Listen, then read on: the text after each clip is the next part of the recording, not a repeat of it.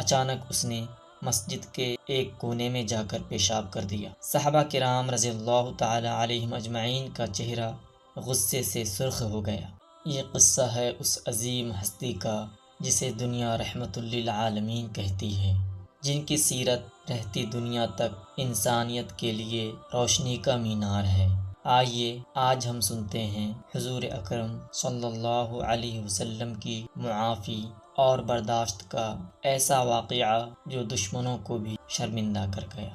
ایک دن نبی کریم صلی اللہ علیہ وسلم مسجد نبوی میں تشریف فرما تھے۔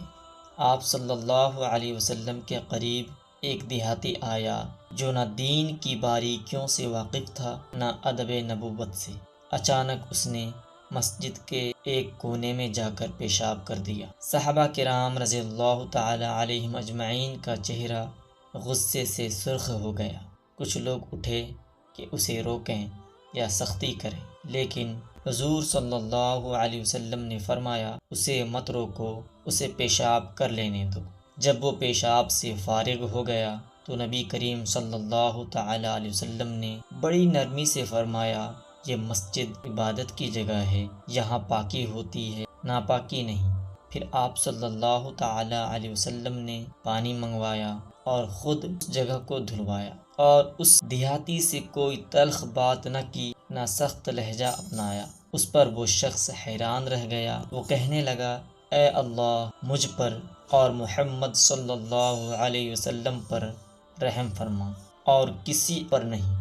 آپ صلی اللہ علیہ وسلم مسکرائے اور فرمایا کہ تم نے تو بہت تنگ دل دعا مانگی، اللہ کی رحمت تو سب کے لیے ہے۔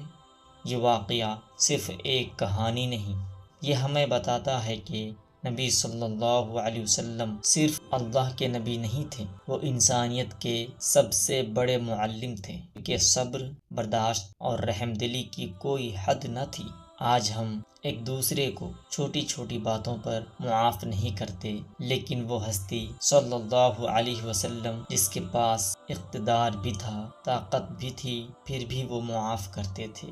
آج اگر ہم نبی صلی اللہ علیہ وسلم کی سیرت سے سیکھیں تو ہمارے دل بھی نرم ہو جائیں گے، ہمارے رویے بھی بدل جائیں گے، اور ہمارا معاشرہ بھی ایک امن کا گہوارہ بن جائے گا۔ نبی صلی اللہ علیہ وسلم نے فرمایا جو رحم نہیں کرتا اس پر رحم نہیں کیا جائے گا۔ یہ تھے ہمارے پیارے نبی صلی اللہ علیہ وسلم، نرمی، محبت اور معافی کا پیکر۔